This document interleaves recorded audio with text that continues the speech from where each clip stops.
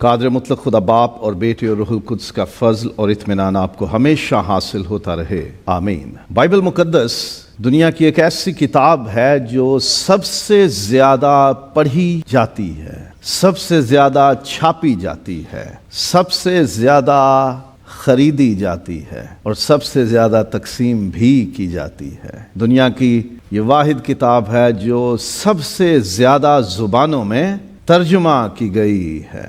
دنیا میں سب سے زیادہ تنقید کا نشانہ بنائی جانے والی کتاب بھی بائبل ہی ہے۔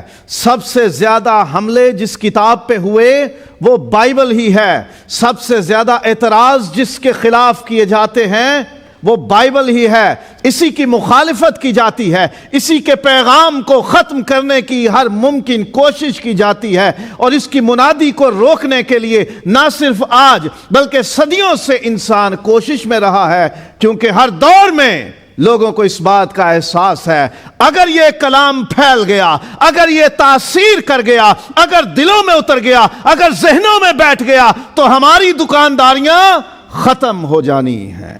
اس لیے دنیا اس کی مخالفت کرتی ہے، کرٹیسائز کیا جاتا ہے بائبل مقدس کو، کہا جاتا ہے کہ یہ درست نہیں ہے، کہا جاتا ہے کہ یہ قابل اعتبار نہیں ہے، دعویٰ کیا جاتا ہے کہ یہ اپنی اصل حالت یا شکل میں موجود نہیں ہے، یہ دعویٰ کر دیا جاتا ہے کہ اس کا پیغام تبدیل کر دیا گیا ہے۔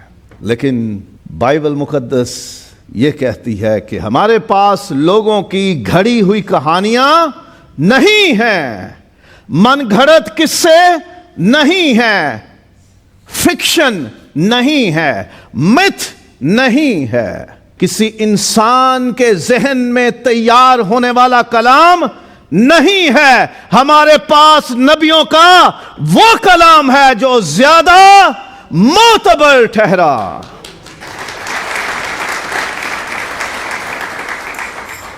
تو پھر ہمارے لیے یہ بھی ضروری ہے یہ سمجھنا کہ یہ کیسے قابل اعتبار ہے، یہ کیسے معتبر ہے، یہ کیسے بھروسے کے لائق ہے، یہ کیسے اوریجنل یا جینوئن ہے۔ تو آج سیکھیں گے بائبل مقدس معتبر ترین کلام، the Holy Bible, the most reliable word, معتبر۔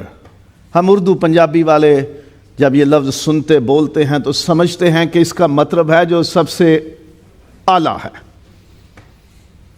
جو بڑا اونچا ہے، جس کی حیثیت اعلیٰ ہے، یہ انسان بڑا معتبر ہے جی، یہ چودھری صاحب ہمارے گاؤں میں بڑے معتبر ہیں، یہ جی ہمارے محلے میں کے بڑے معتبر لوگ ہیں، یعنی جو صاحب عزت ہیں، جن کا مقام ہماری نظر میں بڑا ہے، لیکن در حقیقت معتبر کا مطلب ہے جو سب سے زیادہ اعتبار کے قابل ہو، سب سے زیادہ بھروسے کے قابل ہو، جس پر تمام علاقہ، تمام جماعت، تمام امت متفق ہو کہ یہ قابل بھروسہ انسان ہے۔ اصل میں وہ معتبر ہوتا ہے، جسے لوگ اونچا خود بنا دیں، ضروری نہیں کہ وہ قابل اعتبار ہو۔ معتبر جو سب سے زیادہ اعتبار یا بھروسے کے لائق ہے، دا most reliable, the most trust وردی، جس پر بھروسہ کیا جا سکے کہ یہ درست ہے، جس پر یقین کیا جا سکے کہ جو یہ لکھا ہے وہ صحیح ہے۔ تو جب بات کرتے ہیں ہمارے پاس نبیوں کا وہ کلام ہے جو زیادہ معتبر ٹھہرا، تو اس کا مطلب ہے جو سب سے زیادہ بھروسے کے لائق ہے، جو سب سے زیادہ اعتبار کے لائق ہے، جو سب سے زیادہ ٹرسٹ کے قابل ہے۔ ہم اسے خدا کا کلام مانتے ہیں، ہے نا ایسا؟ جب خدا سب سے زیادہ اعتبار کے قابل ہے، سب سے زیادہ بھروسے کے قابل ہے، جب خدا سب سے زیادہ معتبر ہے، تو پھر اس کا کلام بھی تو سب سے زیادہ معتبر ٹھہرا نا۔ خدا سب سے زیادہ بھروسے کے لائق ہے، خدا سب سے زیادہ اعتبار کے لائق ہے۔ خدا کبھی دغا نہیں دیتا، خدا کبھی بے وفا نہیں ہوتا، خدا کبھی کہہ کے مکر نہیں جاتا، خدا وعدہ کر کے پلٹ نہیں جاتا، خدا لکھ کے واپس نہیں لے لیتا۔ عام لفظوں میں سمجھنے کے لیے یہ جان لو کہ خدا یو ٹرن نہیں لیتا، کیونکہ وہ کسی غلط راستے پر چلتا نہیں ہے۔ خدا کو اپنی کہی ہوئی یا لکھی ہوئی یا دی ہوئی بات، زبان، وعدے، عہد، قول، فرمان کو واپس لینے، اس کو تبدیل کرنے کی ضرورت نہیں پڑتی۔ وہ جو کہتا ہے وہ ہوتا ہے، وہ جو کہہ دے وہ 100% درست ہوتا ہے، کیونکہ خدا میں کوئی کھوٹ نہیں ہے، خدا میں جھوٹ نہیں ہے، خدا میں دغا نہیں ہے، خدا میں بے وفائی نہیں ہے، خدا شورٹی ہی شورٹی ہے، خدا گارنٹی ہی گارنٹی ہے، خدا صداقت ہی صداقت ہے، ٹروتھ ہی ٹروتھ ہے، وہ سچ ہی سچ ہے، وہ وفا ہی وفا ہے۔ خدا سب سے زیادہ قابل اعتبار اور قابل بھروسہ ہے، سب سے معتبر ہے، تو اس کا کلام بھی سب سے زیادہ معتبر ہے۔ ہم سفر کرتے ہیں، یہ مثال میں پہلے بھی کئی بار دے چکا ہوں۔ ایک کاغذ ملتا ہے ہمیں،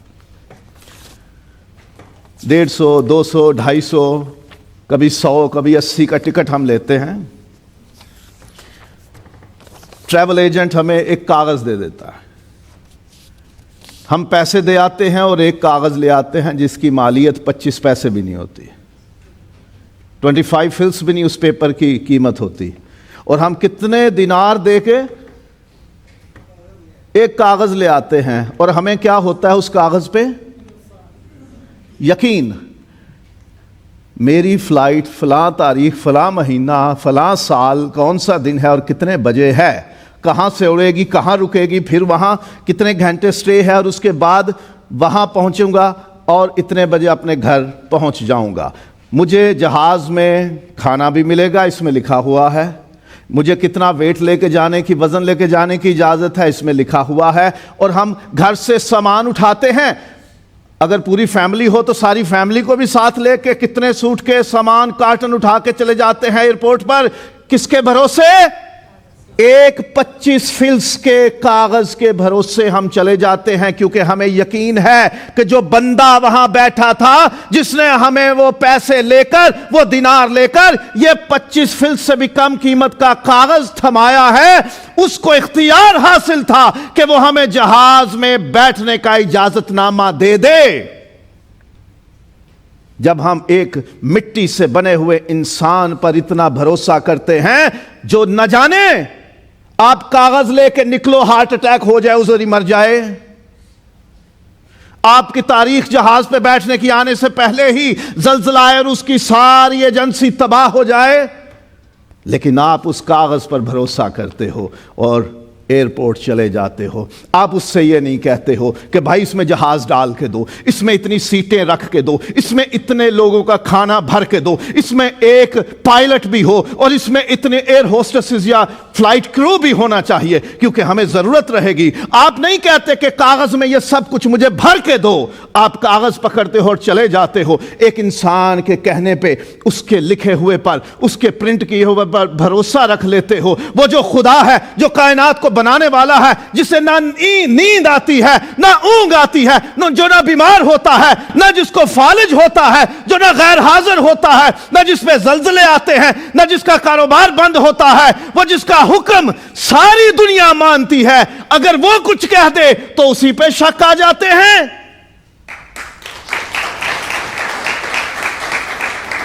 جب وہ معتبر ہے تو اس کا کہا اور لکھا ہوا بھی معتبر ہے۔ یہ بائبل اس لیے معتبر ترین ہے کیونکہ یہ اس کا کلام ہے جو سب سے زیادہ بھروسے کے لائق ہے، جو سب سے زیادہ یقین، توکل اور اعتبار کے لائق ہے۔ اس لیے ہم مانتے ہیں کہ بائبل معتبر ترین کلام ہے۔ سب سے زیادہ بھروسے کے لائق ہے۔ بائبل مقدس خدا کے الہام سے اور روح القدس کی تحریک سے لکھی گئی ہے، اس لیے یہ ہمارے واسطے معتبر ترین کلام ہے۔ انسانوں نے جو کلام لکھا وہ اپنے طور پر نہیں لکھا، خدا کی سانس سے نکلا کلام، خدا کی سانس کا حامل کلام، خدا کی زندگی رکھنے والا کلام، روح القدس کے وسیلے سے لکھوایا گیا کلام کوئی اور دنیا میں ہو تو ہم کہیں کہ اس کے جوڑ کا ہے۔ ایک ہی کلام ہے جو خدا کی سانس رکھتا ہے، ایک ہی کلام ہے جو روح القدس کی تحریک سے لکھا گیا ہے، کوئی اور ہے نہیں جو خدا کی سانس رکھتا ہو۔ سانس کا مطلب ہے زندگی۔ جب ہم بولتے ہیں ہمارے لفظ، آپ بول کے دیکھیے، ہم پہلے بھی یہ مشق کر چکے ہیں، اپنے منہ کے سامنے ہاتھ رکھیے اور زور سے بولیے ہاللویا۔ کیا آپ کی سانس آپ کے ہاتھ کو چھوتی ہے؟ جب ہم بولتے ہیں ہماری سانس باہر نکلتی ہے، ہمارے لفظ ہماری سانس کیری کیے ہوتے ہیں۔ جب خدا نے کلام کیا، سانس لے کر نکلا کلام، اس لیے یہ زندہ خدا کا زندہ کلام ہے کیونکہ اس میں خدا کی سانس ہے۔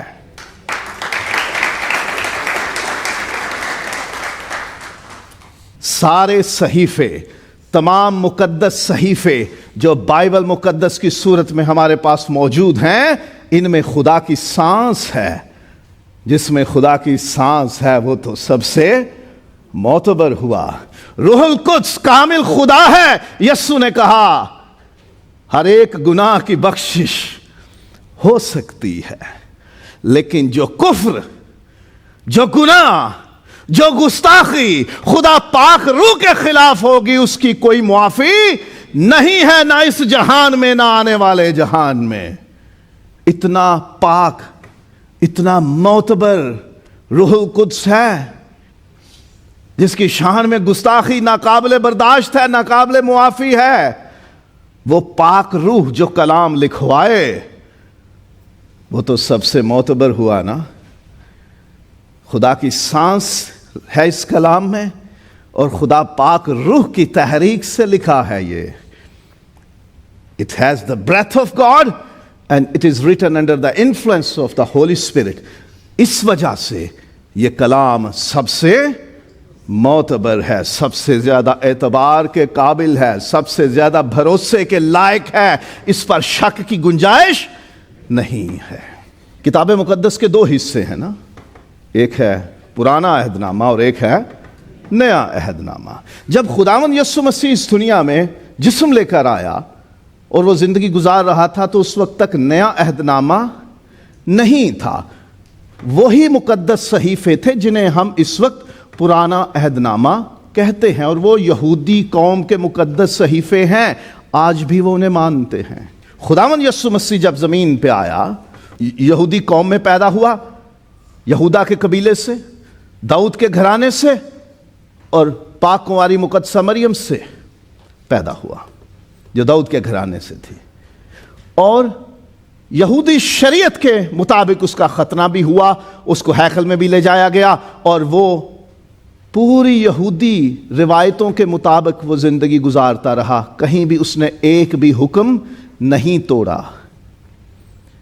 وہ جب زمین پر تھا تو وہ یہودی قوم میں اس نے زندگی گزاری، اور وہ مقدس صحیفے نہ صرف اس نے پڑھے بلکہ انہیں استعمال بھی کیا۔ جو کلام خداوند یسوع مسیح زمین پر رہتے ہوئے پڑھے، اس کی عزت کرے، اسے قبول کرے، اسے تسلیم کرے اور اس کا استعمال کرے، ہم اسے کیا سمجھیں؟ ہے نا وہ معتبر ترین کلام جسے یسوع پڑھے، جسے یسوع عزت دے، جسے یسوع استعمال کرے، ہوا نا معتبر؟ تو ہمارے لیے تو وہ کلام معتبر ہے جسے یسوع عزت دے دے، جسے یسوع معتبر کر دے، جسے یسوع قابل اعتبار بنا دے، جسے یسوع کہہ دے کہ میں یہ پڑھ رہا ہوں اور اس کی گواہی بھی دے رہا ہوں، میں اس کا استعمال بھی کر رہا ہوں۔ جب شیطان نے آزمایا تو 3 آزمائشوں کا ذکر ہے، تینوں بار یسوع مسیح نے کہاں سے پڑھا، کیا الفاظ استعمال کیے؟ لکھا ہے، لکھا ہے، لکھا ہے۔ وہ سب باتیں اس کتاب میں سے تھی جسے یہودی مقدس صحیفے مانتے ہیں اور ہم اسے پرانا عہد نامہ مانتے ہیں۔ خداوند یسوع مسیح نے نبیوں کا ذکر کیا، تعلیم دیتے ہوئے، کلام سناتے ہوئے، لوگوں کو سکھاتے ہوئے وہ نبیوں کے حوالے دیتا ہے، اس کتاب کے حوالے دیتا ہے، اس کا اقتباس کرتا ہے، اسے کوٹ کرتا ہے، اور خداوند یسوع مسیح اسے پڑھتا بھی ہے۔ جب عبادت خانے میں اسے کتاب دی گئی تو اس نے یسایہ کی کتاب میں سے صحیفہ پڑھا اور پھر اسی میں سے تعلیم بھی دی۔ تو یسوع مسیح نے جس کلام کو پڑھا، جسے عزت دی، جسے قبول کیا، جس کے حوالے دیے اور جسے خود استعمال کیا، زبانی بھی اور پڑھ کر بھی، جس کی مثالیں بھی دی، تو پھر ہم اس کلام کو کیوں نہ معتبر مانیں؟ جب یسوع نے اس کو معتبر کر دیا تو ہم اسے معتبر ترین کلام مانتے ہیں۔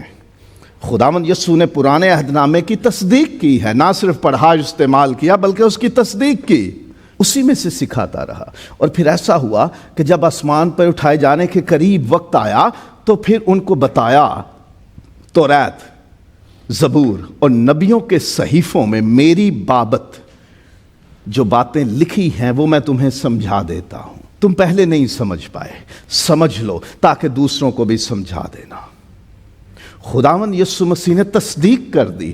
توریت اور زبور اور نبیوں کے صحیفے، یہ 3 حصے ہم اسے جان چکے ہیں کہ پرانا عہد نامہ جسے ہم کہتے ہیں، یہودی اسے مقدس صحیفے مانتے ہیں، اس کو انہوں نے 3 حصوں میں تقسیم کیا ہوا ہے۔ تو یسوع نے ان تینوں حصوں کی بابت کہا کہ ان سب میں میری بابت گواہیاں ہیں، میری بابت نبوتیں ہیں، میرے بارے میں تعلیم دی گئی ہے، وہ میرے بارے میں بات کرتے ہیں۔ یسوع نے تصدیق کر دی کہ وہ کلام درست ہے۔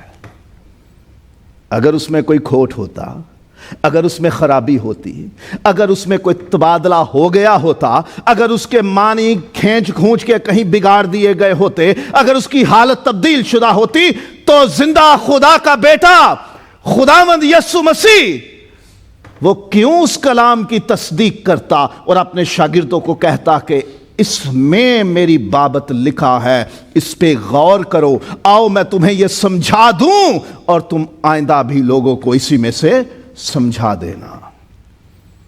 خداوند یسوع نے جس کلام کی تصدیق کر دی، ہمیں کسی عالم، کسی فاضل کی گواہی کی ضرورت باقی نہیں رہتی۔ میں بھی کہوں غلط ہے تو نہ ماننا، جس بات کو یسوع نے درست قرار دے دیا ہے اسے کوئی انسان تبدیل نہیں کر سکتا۔ پرانا عہد نامہ تو ہمارے پاس بحث کی گنجائش نہیں، کیونکہ یسوع نے کہہ دیا یہ درست ہے، اسے پڑھو، اس میں میری بابت لکھا ہے۔ یسوع نے اسے پڑھا، اسے استعمال کیا، اپنے شاگردوں کو اس میں سے تعلیم دی اور سکھایا اور سمجھایا، تو پھر ہمارے لیے تو وہ بہت اہم ہو گیا نا، بہت ضروری ہو گیا نا، وہ تو معتبر ہو گیا کیونکہ یسوع نے اس پر مہر لگا دی ہے۔ اب خداوند یسوع مسیح اس دنیا سے آسمان پر اٹھا لیے گئے، تب سے لے کے آج تک تقریباً کم و بیش تقریباً 2000 برس ہو چکے ہیں۔ اس زمانے کا پرانا عہد نامہ آج تک قائم ہے۔ ایک تو یہودیوں کے پاس ہے، وہ نسل در نسل اسے وہ لکھتے، چھاپتے، نقل کرتے آ رہے ہیں۔ اگر کسی نے تبدیل کیا ہوتا تو یہودی سب سے پہلے شور مچاتے، بھائی جان یہ ہماری کتاب ہے، اس میں چھیڑ چھاڑ نہیں کرو۔ ان کے پاس تو جینون ہے نا۔ اگر مسیحیوں نے تبدیل کر لیا ہوتا تو یہودیوں کے پاس تو ابھی تک وہ موجود ہے، وہ رولا نہ ڈال دیتے یہ دیکھو انہوں نے غلط کر دیا، انہوں نے خرابی کر دی، انہوں نے کمی یا اضافہ کر دیا، لیکن وہ مسیحیوں پہ کوئی ایسا الزام نہیں لگاتے۔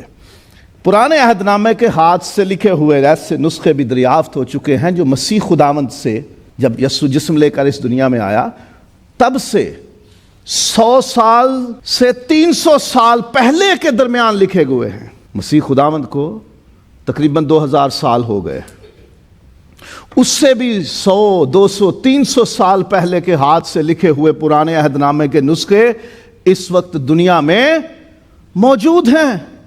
کیسی عجیب بات ہے، خدا نے اپنا کلام محفوظ رکھوایا ہے۔ بڑے بڑے غیر مسیحی علماء نے یہ کوششیں کر لی ہیں اور سارا کچھ چھان بین کرنے کے بعد بڑی بحث کرنے کے بعد، کتابوں کی کتابیں لکھنے کے بعد آخری صفحے پہ آ کے ایک ہی بات مانتے ہیں کہ ان میں اور آج کی کتاب میں تعلیمی اور ایمانی طور پر کوئی فرق موجود نہیں ہے۔ پرانے عہد نامے کی ابھی صرف بات کر رہا ہوں۔ پہلی تصدیق خداوند یسوع مسیح نے کر دی کہ وہ ٹھیک ہے، تو ہمیں تو کسی اور چیز کی ضرورت ہی نہیں ہے۔ لیکن اب دریافت ہو گئے، مل گئے، زمین میں دبے ہوئے تھے، مرتبانوں میں بند تھے، ڈیڈ سی کے پاس، قمران ویلی میں، وادی قمران اسے کہتے ہیں، بحر مردار کے پاس مل گئے، غاروں میں چھپے ہوئے، یہودیوں نے چھپائے ہوئے تھے کیونکہ ظلم بڑا ہوا یہودیوں پہ، ان کی کتاب حملوں کا شکار ہوئی، انہوں نے چھپا دیے، شاید خود مر گئے یا بچ گئے نہیں معلوم، لیکن انہوں نے اپنا مقدس صحیفے غاروں میں چھپا دیے کہ انسان اسے تباہ نہ کرے، اور ان غاروں میں دریافت ہوتی رہی، لوگ ان غاروں تک پہنچ گئے ہیں جن میں وہ پرانے نسخے پڑے ہیں، اور آج سائنس یہ بتاتی ہے یہ مسیح سے بھی پہلے کے ہیں۔ ان نسخوں میں اور آج کے پرانے عہد نامے میں کوئی فرق نہیں ہے۔ یہودی صحائف کے دریافت شدہ قدیم نسخوں اور بائبل میں شامل پرانے عہد نامے میں کوئی فرق نہیں ہے۔ یہودی نہیں چھوڑیں گے، جو کوئی فرق ڈالنے کی کوشش کرے گا تو وہ پکڑ لیں گے۔ بھائی کیوں؟ اور بائبل تو اب اتنی چھپ چکی ہے کہ اگر کوئی گڑبڑ کرے گا تو پکڑ لیں گے اسے۔ ایک چرچ نہیں تو دوسرا چرچ پکڑ لے گا، ایک کلیسیا نہیں تو دوسری پکڑ لے گی۔ بھائی جان یہ کیا کر دیا آپ نے؟ خداوند یسوع مسیح نے نئے عہد نامے کی تصدیق کی، اس واسطے نیا عہد نامہ بھی ہمارے لیے معتبر ترین کلام ہے۔ اب کیسے تصدیق کی جبکہ لکھا ہی نہیں گیا تھا؟ خداوند یسوع مسیح کے آسمان پر اٹھائے جانے تک نیا عہد نامہ لکھا نہیں گیا تھا، تو یسوع مسیح نے اس کی تصدیق کیسے کر دی؟ خداوند یسوع مسیح نے اپنے شاگردوں کو آسمان پر اٹھائے جانے سے پہلے آخری جو حکم دیا، متی کی انجیل کے 28ویں باب کی آخری آیات میں ہے، سب قوموں کو شاگرد بناؤ اور انہیں باپ اور بیٹے اور روح القدس کے نام سے بپتسمہ دو، اور انہیں ان باتوں کی تعلیم دو جس کا میں نے تمہیں حکم دیا ہے۔ یہاں اشارہ ہے اس تعلیم کی طرف جو شاگرد آنے والے زمانوں میں، آنے والے مہینوں اور سالوں میں لوگوں کو دیں گے، کہ وہ تعلیم دو جس کا میں نے تمہیں حکم دیا ہے۔ یوحنا کی انجیل میں آ جائیے، 14واں باب دیکھیے، 16واں باب دیکھیے، تو وہاں پہ آپ کو ملے گا میں نے بہت سی باتیں ابھی تم سے نہیں کی۔ پتہ ہے کیوں؟ کیونکہ تم ابھی ان کی برداشت نہیں کر سکتے، لیکن میں اپنا پاک روح، وہ روح حق بھیجوں گا جو تمہیں ساری باتیں سکھائے گا، وہ مجھ سے سن کے تمہیں وہ باتیں سکھائے گا، اور پھر تم اسے لوگوں کو سکھا دینا۔ خداوند یسوع مسیح نئے عہد نامے کے لکھے جانے کی بنیاد رکھ رہے ہیں کہ میں نے تمہیں حکم دیا ہے کہ تعلیم دینا ان باتوں کی جو میں نے تمہیں سکھائی ہیں، اور پھر کچھ ایسی باتیں ہیں جو میں ابھی تمہیں نہیں کہنا چاہتا، دل تو بہت ہے برداشت نہیں کر سکتے تم۔ روح القدس بھیجوں گا جو تمہیں مجھ سے سن کے وہ ساری تعلیم دے گا، اور پھر تم اسے دوسروں تک پہنچا دینا۔ یوحنا کی انجیل باب نمبر 17، خداوند یسوع مسیح کی وہ دعا ہے جو انہوں نے گتسمنی باغ میں کی، سب سے لمبی دعا خداوند یسوع مسیح کی جو بائبل میں لکھی ہوئی ہے، یوحنا کی انجیل باب نمبر 17 میں ہے۔ اس میں خداوند یسوع آسمانی باپ سے درخواست کرتے ہیں کہ میں یہ دعا صرف ان لوگوں کے لیے نہیں کر رہا جو ابھی میرے پیچھے ہیں، جو میرے شاگرد ہیں، جو اس وقت گتسمنی باغ میں ہیں، بلکہ میں ان کے لیے بھی دعا کر رہا ہوں جو ان کی تعلیم سن کر مجھ پر ایمان لائیں گے، انہیں بھی جلال میں شامل کرنا ہے، انہیں بھی ایک بنا دینا جیسے میں اور تو ایک ہیں۔ खुदावंद यीशु मसीह शागिर्दों को कहते हैं वो हुक्म जो मैंने तुम्हें दिए उसकी तालीम देना। अभी बहुत सी बातें हैं जो रूहुल कुद्स आएगा और तुम्हें सिखाएगा और तुम वो आगे तालीम देना। और खुदा बाप से कह दिया ये जो शागिर्द तालीम देंगे ना ये मेरी तरफ से होगी, मेरा रूह ने सिखाएगा, और जो ये तालीम सुनकर ईमान ले आए वो भी जलाल में शामिल हो जाएं, वो भी तख्तों के वारिस हो जाएं, वो भी अबदी जिंदगी के हामिल हो जाएं। लूका की इंजील का 24वां बाब जरा देखिए, उसकी 44वीं आयत से। फिर उसने उनसे कहा ये मेरी वो बातें हैं जो मैंने तुमसे उस वक्त कही थी जब तुम्हारे साथ था, कि जरूर है कि जितनी बातें मूसा की तौरात और नबियों के सहीफों और ज़बूर में मेरी बाबत लिखी हैं पूरी हों। कुछ बातें हैं जो यीशु सिखा गया था, वो समझा गया था, और वो उन्हें अब पास ऑन करनी थी, उन्हें आगे पहुंचानी थी, उन्हें आगे उसकी तालीम देनी थी। खुदावंद यीशु मसीह नए अहदनामे में रसूलों की लिखी हुई इंजील, रसूलों के आमाल, खतूत और मुकाशफे के बारे में पहले ही बता चुके हैं कि मेरी बातें हैं जो मैंने तुम्हें सिखाई हैं, तुम आगे तालीम देना। कुछ बातें हैं जो रूहुल कुद्स तुम्हें समझाएगा और सिखाएगा, वो मुझसे सुन के तुम्हें बताएगा, वो भी आगे तालीम देना। और फिर मुकाशफा में देख लीजिए, मुकाशफा में पहला ही बाब है, पहली ही आयत है, खुदावंद यीशु मसीह का मुकाशफा जो उसने अपने बंदे यूहन्ना पर अपना फरिश्ता भेजकर जाहिर किया। और क्या लिखा है, उससे कहा, पहला बाब मुकाशफा का 19वीं आयत, पहली आयत से लिखा कि यीशु ने अपना फरिश्ता भेजकर यूहन्ना पर मुकाशफा अपना जाहिर किया। 19वीं आयत में, पस जो बातें तूने देखी और जो हैं जो इनके बाद होने वाली हैं उन सब को लिख ले। कौन कह रहा है? खुदावंद यीशु मसीह। सो रसूलों की तालीम जो नए अहदनामे में मौजूद है, खुदावंद यीशु एक तो ज़मीनी ज़िंदगी में ही उसकी तस्दीक कर गए कि वो मेरी तरफ से होगी, पाक रूह के वसीले से होगी, और फिर मुकाशफा भी जब लिखवाया तो कहा लिख ले। और आखिर में आइए ज़रा मुकाशफा के 22वां बाब है और 6ठी आयत, फिर उसने मुझसे कहा ये बातें सच और बरहक हैं। चुनाचे खुदावंद ने, किसने? खुदावंद ने जो नबियों की रूहों का खुदा है, अपने फरिश्ते को इसलिए भेजा कि अपने बंदों को वो बातें दिखाए जिनका जल्द होना जरूर है। और देख, मैं जल्द आने वाला हूं। मुबारक है वो जो इस किताब की नबूवत की बातों पर अमल करता है। खुदावंद यीशु मसीह इस किताब की तस्दीक करते हैं, मैं जल्द आने वाला हूं। और वो लोग मुबारक हैं जो इस नबूवत की किताब पर यकीन रखते, अपनाते और इस पर अमल करते हैं। यीशु मसीह ने नए अहदनामे की तस्दीक की है कि ये उसकी तरफ से है, इसलिए ये मोतबर है, काबिल एतबार है, काबिल भरोसा है हमारे लिए। और रसूलों ने अहदनामे की तस्दीक की, मुकद्दस रसूल जिन्हें खुदावंद यीशु मसीह ने चुना और उन्हें हुक्म दिया कि वो बातें जो मैंने तुम्हें सिखाई हैं, जो रूहुल कुद्स तुम्हें सिखाएगा, आगे पहुंचाना। वो रसूल क्या कहते हैं? पहला कुरिन्थियों 2 बाब और 10वीं से 13वीं आयत, लेकिन हम पर खुदा ने उनको रूह के वसीले से जाहिर किया। खुदावंद यीशु ने कहा रूहुल कुद्स भेजूंगा जो तुम्हें सिखाएगा।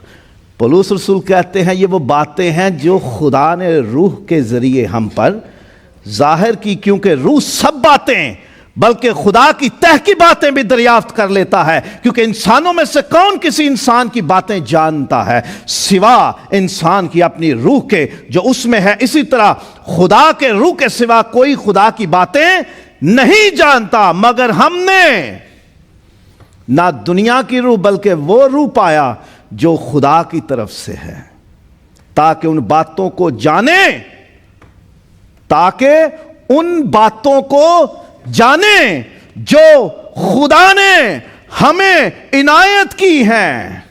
کہ رسولوں کے پاس کون سی تعلیم ہے روح القدس کے وسیلے؟ جو خدا نے انہیں عنایت کی ہے. that God has given them. ہم ان باتوں کو ان الفاظ میں نہیں بیان کرتے جو انسانی حکمت نے ہم کو سکھائے، بلکہ ان الفاظ میں جو روح نے سکھائے ہیں.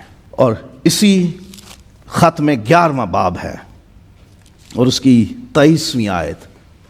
ہر مہینے کے پہلے جمعے آپ یہ الفاظ سنتے ہیں، یہ بات مجھے خداوند سے پہنچی اور میں نے تم کو بھی پہنچا دی.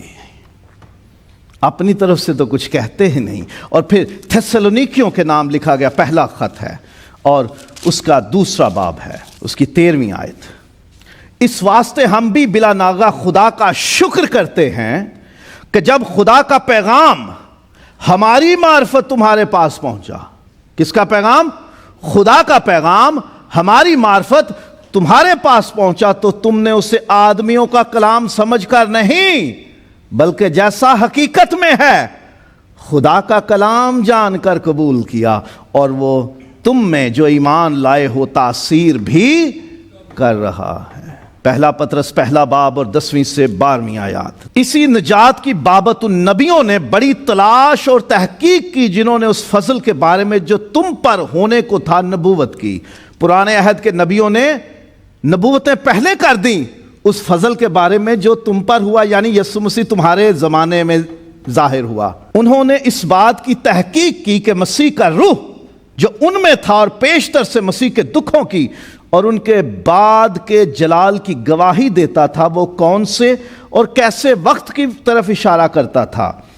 ان پر یہ ظاہر کیا گیا کہ وہ نہ اپنی بلکہ تمہاری خدمت کے لیے یہ باتیں کہا کرتے تھے جن کی خبر اب تم کو ان کی معرفت ملی جنہوں نے روح القدس کے وسیلے سے جو آسمان پر سے بھیجا گیا تم کو خوشخبری دی. ان باتوں کی خبر روح القدس کے وسیلے ان خادموں کو دی گئی جنہوں نے تمہیں خداوند کی خوشخبری سنائی. یہاں پطرس رسول اشارہ کر رہے ہیں اپنے ساتھیوں کی طرف جو مسیح کے رسول تھے، جو مسیح کے شاگرد تھے، جنہوں نے ساری دنیا میں انجیل کا پیغام پھیلایا، مسیح کی خوشخبری پھیلائی. کلیسیا کو لکھتے ہیں کہ روح القدس نے انہیں وہ کلام دیا، وہ پیغام دیا، وہ باتیں سکھائیں تاکہ وہ تم تک پہنچائیں. اور یہ پطرس رسول ہی پولوس کے خطوں کی گواہی دیتے ہیں. بائبل میں لکھا ہوا ہے 2 پطرس ہے اور 3واں باب ہے اور اس کی 15ویں آیت ہے. اور ہمارے خداوند کے تحمل کو نجات سمجھو، چنانچہ ہمارے پیارے بھائی پولوس نے بھی اس حکمت کے موافق جو اسے عنایت ہوئی تمہیں یہی لکھا ہے. اور اپنے سب خطوں میں، یعنی ایک آدھا خط نہیں، بہت سے خطوں کی بات کر دی ہے، بتھیرے خط ہیں اس کے. اور پہلا یوحنا پہلا باب اور اس کی 5ویں آیت. یہ یوحنا رسول ہے خداوند یسوع مسیح کا، بہت قریب رہنے والا. اس سے سن کر جو پیغام ہم تمہیں دیتے ہیں. کس سے سن کر؟ اس زندگی کے کلام کی بات ہو رہی ہے جو خداوند یسوع مسیح ہے. یوحنا کہتا ہے اس سے سن کر ہم جو پیغام تمہیں دیتے ہیں، یعنی پیغام جو ہم دے رہے ہیں وہ ہمارا اپنا نہیں، ہم اس سے سن کر دے رہے ہیں. اور مکاشفہ پہلا باب پہلی آیت، یسوع مسیح نے اپنا مکاشفہ اپنے بندے یوحنا پر فرشتہ بھیج کر ظاہر کیا. رسولوں نے گواہی دی ہے کہ یہ کلام ہمارا نہیں، خداوند کا ہے، اسی کے روح کی ہدایت سے لکھا گیا ہے. ہم اس لیے اس کو معتبر جانتے ہیں کیونکہ رسولوں نے گواہی دی ہے اپنی تحریروں میں کہ ہمارا نہیں ہے، یہ اسی کا ہے. اسی سے سن کے، اسی سے پا کے، اسی کے روح کی ہدایت سے لکھ کر ہم تمہیں پہنچا رہے ہیں یہ کلام جو آج تمہارے پاس ہے. یوحنا رسول کی وفات ہوتی ہے تقریباً 96 میں. 4 سال بعد 100 ہو گیا. اس کے بعد دوسری صدی شروع ہو گئی. اس میں ہی رسولوں کے شاگرد اب بہت جگہوں پہ پھیل گئے تھے. ان کے پاس خط پہنچے، انجیل پہنچی، رسولوں کے اعمال پہنچے اور انہوں نے نقل کرنا شروع کر دیا. اپنے پیغامات میں، اپنے خطوں میں، کتابوں میں انہوں نے نیا عہد نامہ استعمال کرنا شروع کر دیا. اتنا استعمال کیا کہ اگر دنیا میں سے نیا عہد نامہ ختم کر دیا جائے، ذرا غور سے سننے والی بات ہے، اگر نیا عہد نامہ دنیا میں سے ختم کر دیا جائے، ساری کتابیں ختم کر دی جائیں، اور رسولوں کے جو شاگرد تھے ان کے لکھے ہوئے کتابیں، پیغام، خط وہ اکٹھے کر لو، ان میں سے پورا نیا عہد نامہ کھڑا ہو جاتا ہے۔ اتنا استعمال کیا، ایک آیت باہر نہیں ہے۔ جیسے میں یہاں پیغام سنا رہا ہوں تو اس میں کتنی آیتیں خدا کے کلام میں سے میں پڑھ رہا ہوں۔ اس طرح جب وہ اپنا پیغام سناتے تھے تو لوگ لکھ بھی لیتے تھے، اور پھر ان کے شاگرد لکھ کے اسے کتاب بنا لیتے تھے۔ پھر کسی نے خط لکھا کہ ہمیں یہ مسئلہ پیدا ہو گیا ہے، ہمیں اس پہ کچھ رائے دو، ہمیں مشورہ دو، ہم اپنا انتظام کیسے کریں، ہماری کلیسیا کا انتظام کیسا ہو۔ بحرین میں گورنمنٹ آف بحرین اور بحرین کے کورٹس، عدالتیں کسی بھی مسیحی کے خاندانی یا جائیدادی معاملے میں خود فیصلہ نہیں کرتے، وہ چرچ کو لکھتے ہیں۔ ابھی پچھلے 1-2 ہفتے میں بھی ہمارے پاس کورٹ سے وکیل کے تھرو چٹھی آئی تھی کہ جی ہمیں اس معاملے میں آپ کی رہنمائی چاہیے کہ مسیحی اصول کیا ہے اس بارے میں۔ تو لوگ پوچھتے تھے ان شاگردوں سے جو رسولوں کے شاگرد تھے کہ اس معاملے میں ہم کیا کریں، تو وہ پھر انہیں لکھ کے جواب دیتے تھے کہ رسولوں نے کتاب میں، خط میں، انجیل میں، اعمال میں، مکاشفہ میں یہ لکھا ہے، اور وہ اس کی آیتیں نقل کر کے بھیجتے تھے۔ اگر ان شاگردوں کی، ان بزرگوں کی، ان پاسبانوں اور بشپس کی ساری کتابیں، ان کے خط اور ان کے پیغامات اکٹھے کر لیں تو اس میں پورا نیا عہد نامہ موجود ہے، ایک بھی آیت باہر نہیں رہتی۔ اتنا استعمال کیا انہوں نے۔ تو ان کی شہادتیں ہمارے پاس ہیں، وہ مانتے تھے کہ یہ خدا کا کلام ہے۔ اور نئے عہد نامے کے ہاتھ سے لکھے ہوئے ایسے نسخے بھی دریافت ہو چکے ہیں جو اس زمانے کے ہیں، دوسری صدی کے ہیں۔ اور ایسا بھی نسخہ دریافت ہو چکا ہے، ایک چھوٹا سا ٹکڑا یوحنا کی انجیل کا، جسے کہا جاتا ہے کہ یوحنا کی انجیل لکھے جانے سے 30 سال کے اندر اس کی تاریخ بنتی ہے، اس کا جو ٹیسٹ کیا ہے سائنسدانوں نے۔ اتنا قریب چلے گئے ہیں۔ ہاتھ سے لکھے ہوئے جیسے پرانے عہد نامے کے نسخے ملے، ویسے نئے عہد نامے کے نسخے بھی ملے ہوئے ہیں جو دوسری صدی کے ہیں، جو رسولوں کے اس دنیا سے جانے کو 10-20 سال کے اندر اندر تھے، کیونکہ پھیل گئے۔ ہاتھ سے لکھ کے بہت زیادہ لکھے جاتے تھے، بہت زیادہ نقلیں بنتی تھی، چھاپا خانہ تو تھا نہیں۔ کسی کے پاس انجیل آئی، اس نے کہا بھائی 2-4 دن میرے پاس رہنے دو، میں اسے لکھ لوں، اپنی نقل بنا لوں، اپنی کاپی بنا لوں۔ خط آیا کسی کے پاس، بھائی ذرا رک جا، میں 2 دن لگا کے اس کو خط لکھ لیتا ہوں۔ بہت سارے لکھے گئے، بڑی ساری کاپیاں بن گئی، ہاتھ سے لکھے ہوئے نسخے اتنے بن گئے۔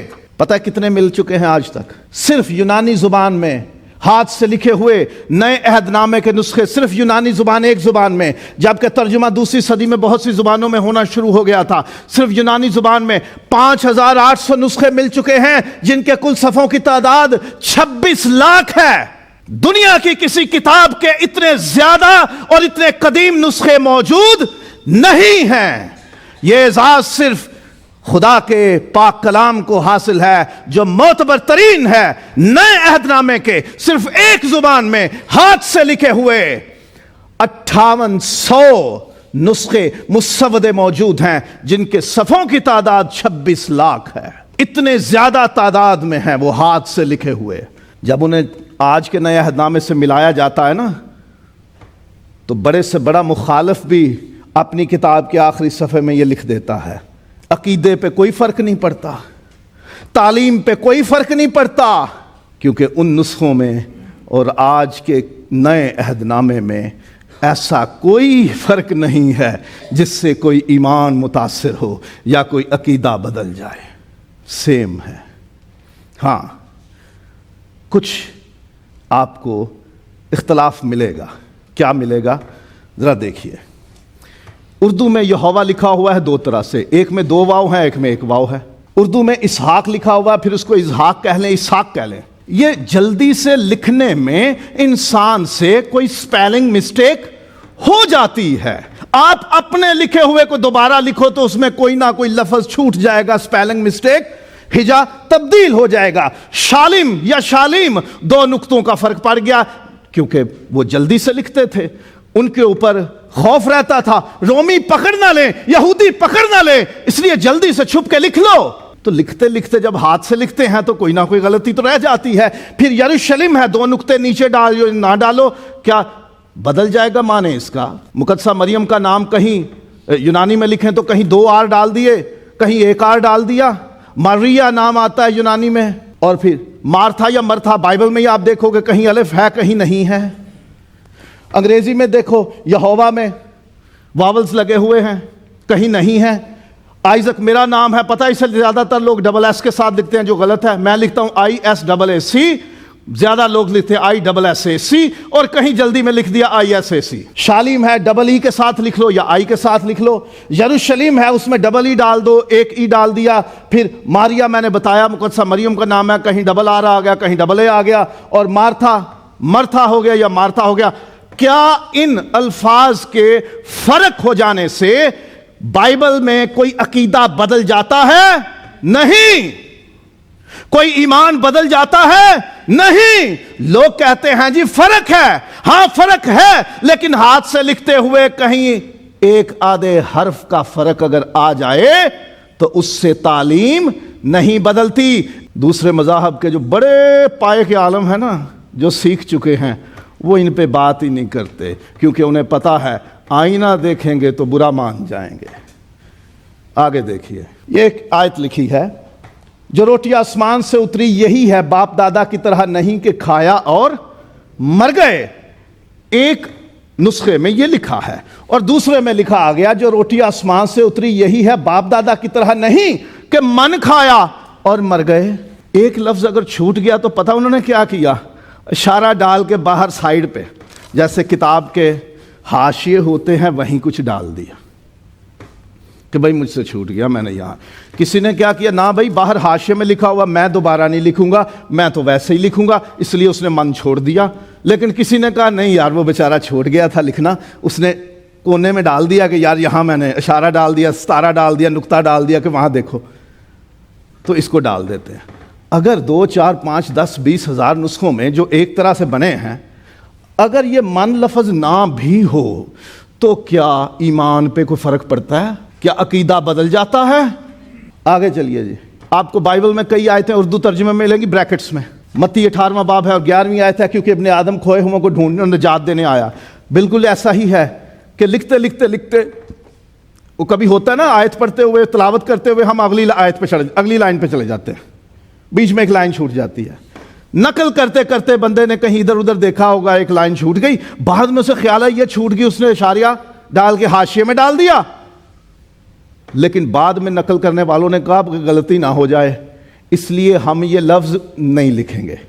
कईयों ने लिख लिया, कईयों ने नहीं लिखा, लेकिन यही अल्फाज लूका में मौजूद हैं। अगर मत्ती में लिखने वाले से, नकल करने वाले से छूट गए, उसने हाशिए में डाल दिए, कुछ ने मान लिया कुछ ने नहीं माना, तो लूका में तो बिल्कुल लफ्ज बलफ्ज वही बात लिखी हुई है। अगर मान लो कि बंदे ने अपने पास से डाली, तो लूका में तो नहीं ना अपने पास से डाली थी ना। वही आयत एक और जगह किताब मुकद्दस में उसी तरह उन्हीं लफ्जों में मौजूद है। अगर ब्रैकेट वाली ना भी मानो, लूका वाली तो मानोगे ना, तो ईमान पे फर्क पड़ा। लेकिन दूसरी कौमों के कलाम में कुछ ऐसी बातें हैं, तहकीक की इजाज़त हो, बयान की इजाज़त हो, तो बहुत कुछ बदल सकता है। लेकिन बाइबल मुकद्दस वो किताब है जिसके नकल करते हुए इंसानों से गलतियां हुई, लेकिन वो गलतियां खूबसूरती बन गईं कि किसी ने सारे नुस्खे लेके जला नहीं डाले कि यही एक कायम रहेगा बाकी नहीं। इसीलिए आज सिर्फ यूनानी के 5800 नुस्खे हैं, 26 लाख से ज्यादा सफ़े हैं, किसी और के नहीं। और एक भी फर्क नुस्खों में ऐसा नहीं जो मसीही ईमान पे फर्क डाल सके। लिखने में ऊंच नीच, लफ्ज़ की, हरफ की स्पेलिंग मिस्टेक, छूट हो जाती है, लेकिन अगर वो छूट गलती अलग भी कर दो तो फिर भी बाइबल मुकद्दस के ईमान पे, उसकी तालीम पे फ़र्क नहीं पड़ता। बाइबल मुकद्दस में दर्ज हज़ारों पेशीन गोइयाँ तारीख़ में लफ्ज़ बलफ्ज़ पूरी हुई हैं। इस वास्ते ये हमारे लिए मोतबर तरीन कलाम है, क्योंकि यह हर दौर में पूरा हुआ है। जो इसमें लिखा वो पूरा हुआ। आदम से लेके जो बातें जैसे जैसे बयान हुई, तारीख में अपने वक्तों पर पूरी होती गई और आज भी पूरी हो रही हैं। वक्त नहीं कि हजारों पेशन गोइयों को एक ही जगह इकट्ठा करके बयान किया जाए। औरत की नस्ल से होगा जो इब्लीस का सर कुचलेगा। और जब वक्त पूरा हुआ तो खुदा का बेटा औरत से पैदा हुआ, और लिखा है कि वो इसलिए पैदा हुआ ताकि इब्लीस के कामों को मिटाए। एक ही पेशीन गोई काफ़ी है कि यीशु औरत से पैदा हुआ और इब्लीस के कामों को इसने मिटाया। हजारों हैं पेशीन गोइयाँ जो पूरी हुई हैं, किसी और किताब की ऐसी कोई हैसियत नहीं है। और बाइबल मुक़द्दस की बातों को बड़े लोगों ने छानबीन की। वो जी शहर जो इसमें लिखे हुए हैं, वो जी बादशाह जिनका जिक्र था, वो जी वाक़यात जो हुए थे, तारीख में उनका जिक्र नहीं मिलता। लोग दावा करते हैं, अभी कुछ हफ्ते पहले मैंने कहा था जो यीशु के बारे में कहते हैं कि तारीख में उसका जिक्र नहीं, वो अपना इलाज करवाएं, अपना इल्म दुरुस्त करवाएं। लोग दावा करते हैं बाइबल में जो बातें लिखी हैं वो तारीख में उनका हवाला नहीं मिलता। भाई आसारे कदीमा आर्कियोलॉजी और जो हिस्टोरिकल एविडेंस, जो तारीखी शहादतें हैं, वो आज मान रहे हैं कि जो बाइबल में लिखा है वो दुरुस्त है। तवारीख की किताब का आखिरी एक पोर्शन है जिसमें शाह फारस खोरस ने हुक्मनामा जारी किया कि जाओ यरूशलेम में और अपना मुल्क जाके आबाद कर लो। यहूदियों को उसने वापसी का हुक्म दिया। वो आज दरियाफ्त हो चुका है। सिर्फ एक गवाही दूंगा, आज भी यरूशलेम छोड़ो, पूरी दुनिया में जहां जिस वाक़े का, जिस इलाके का जिक्र बाइबल में मिलता है, वो इलाके दरियाफ्त हो रहे हैं। कहते थे जी कि खरूज का वाक़या नहीं हुआ, कोई फौज समुंदर में गर्क नहीं हुई। आज समुंदर के नीचे तहकीक करने वालों ने यह तलाश कर लिया, वहां रथों के पहिए पड़े हुए हैं। रथों के पहिए, जैसे किसी रेड़ी के या टांगे के पहिए होते हैं, रथ के पहिए समुंदर की तह में मौजूद हैं। और वो मान रहे हैं कि यहां ये क्या कर रहे थे, क्योंकि फिरौन की फौज गुजरी थी और वो रथों समेत समुंदर में गर्क हो गया था। तारीख और आसारे कदीमा चीख चीख के गवाही देते हैं जो इस किताब में लिखा है वो सच है। इसलिए हम मानते हैं कि ये सबसे ज्यादा एतबार के लायक है। और बाइबल मुकद्दस हर तरह की मुखालिफत और इम्तिहानों से गुजरने के बावजूद आज भी मुअस्सर है, इफेक्टिव है, तासीर करती है। इसीलिए ज़माना इसके ख़िलाफ़ है, इसीलिए इसकी मुखालिफत की जाती है। इसमें तासीर है। कितने ही ऐसे हैं जो हमारी धरती पाकिस्तान और हिंदुस्तान पे बरपा हुए, वहाँ उन्होंने जन्म लिया और गैर मसीहियों के घरानों में जन्म लिया, इस ख्याल से खुदा के खादिम के पास पहुंचे कि हमें बाइबल की एक जिल्द दे दो, एक नुस्खा दे दो। इरादा था कि इसमें से पढ़ के इसकी गलतियां निकालेंगे, इस पर हमला आवर होंगे, इसकी तौहीन करेंगे, इसे गलत साबित करेंगे। लेकिन खुदा के खादिमों ने पकड़ाते हुए कहा, ले तो जाओ, बपतिस्मा मुझसे लेना।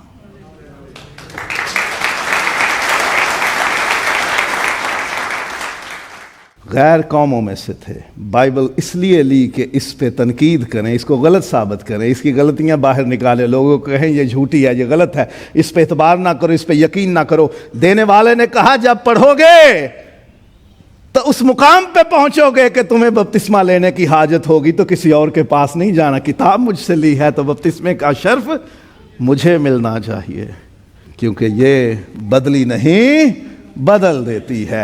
ये आज भी तासीर रखती है, ये आज भी ईमान गरमा देती है, ये आज भी ईमान पैदा कर देती है, ये आज भी ईमान मजबूत कर देती है, ये आज भी जिंदगियों पर पड़े हुए अंधेरे को दूर करती है और मसीह का नूर चमका देती है। क्योंकि ये नबियों का वो कलाम है जो ज्यादा मोतबर ठहरा। ये आज भी पढ़ा जाता है तो हमारा ईमान बढ़ता है, ये आज भी पढ़ा जाता है हमारी बीमारियां दूर होती हैं, ये आज भी पढ़ा जाता है हमारी जहालत दूर होती है, ये आज भी पढ़ा जाता है हमारी गलत फहमियां दूर होती हैं, ये आज भी पढ़ा जाता है تو لوگ مسیح کو قبول کر کے اس کے پیروکار بن جاتے ہیں۔ یہ پڑھا جاتا ہے تو لوگ اس کے مخالف آتے ہیں، لیکن اس کے محافظ بن کے نکل کے چلے جاتے ہیں۔ لوگ تبدیل ہو جاتے ہیں، حالات بدل جاتے ہیں، کیونکہ وہ اپنا کلام نازل فرماتا ہے اور قوموں کو ان کی ہلاکت سے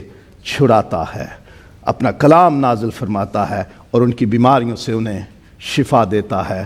یہ معتبر ہے، اس پہ اعتبار کیجئے۔ انسان کی باتوں پہ کر لیتے ہیں، اس پہ اعتبار کر کے تو دیکھیے، زندگی بدل دے گا، حالات بدل دے گا، ایمان مضبوط کر دے گا۔